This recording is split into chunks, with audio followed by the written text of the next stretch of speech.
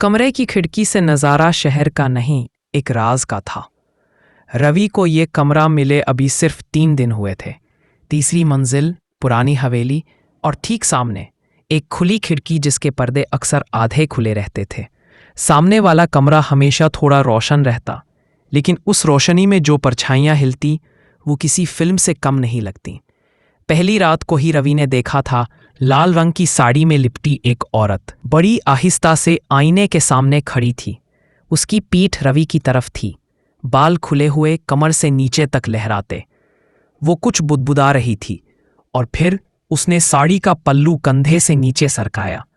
रवि की सांसें जैसे रुक गईं। उसने फौरन नजरें फेर ली, लेकिन मन वहीं अचका रहा। कौन थी वो औरत? इतनी देर रात, अकेली, और इतना आत्मविश्वास, जैसे उसे पता हो कि कोई देख रहा है।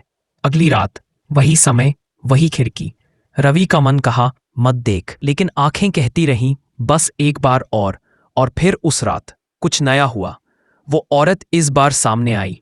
पूरा चेहरा साफ दिखा, हल्का सिंदूर, गीले बाल, सोने की झुमकियां। उसकी आंखें सीधे रवि की खिड़की की तरफ उठी। रव, क्या उसने देख लिया? क्या वो जानती है कि कोई देख रहा है? लेकिन वो मुस्कुराई, एक ऐसी मुस्कान जो शरीर से ज्यादा रूह को छू जाए। तीसरी रात रवि ने पर्दा थोड़ा सरकाकर खड़ा होना शुरू किया। अब वो हर हरकत का इंतजार करता। वो औरत जो अब तक मालकिन के नाम से जानी जाती है, रोज कुछ नया करती।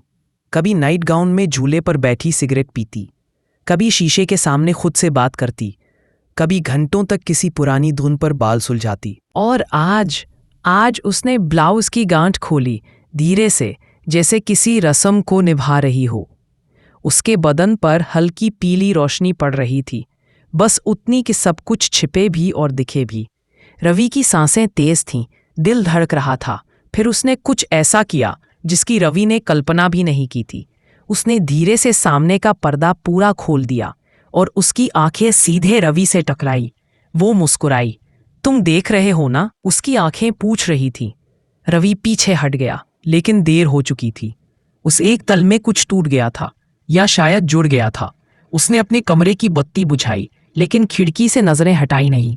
मालकिन अब उसके सपनों में आने लगी थी, हर बार एक नए रूप में, कभी साड़ी में, कभी पुराने जमाने की पोशाक में, और कभी कभी बिना किसी कपड़े के, सिर्फ आंखों की भाषा बोलती हुई। अचानक दरवाजा खटखटाया गया।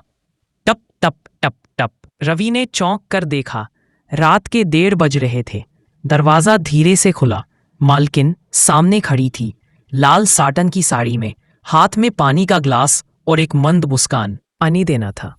ऊपर से तुमने आज रोशनी नहीं जलाई, तो सोचा कि तबीयत तो ठीक है ना? रवि की जुबान जैसे सूख गई।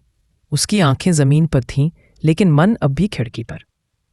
सब ठीक है, रवि ने धीरे से कहा। मालकिन ने मुस्कुराकर ग्लास पकड़ाया और जाते जाते एक हल्की सी बात कह गई। खिड़की से देखना अच्छा लगता है। रवि कुछ बोल नहीं पाया। दरवाजा बंद हुआ, और उस रात रवि ने पहली बार महसूस किया वो हवेली सिर्फ ईंट पत्थर की नहीं थी, वहां कोई खेल चल रहा था। अगली सुबह रवि की खिड़की पर एक सफेद लिफाफा रखा मिला।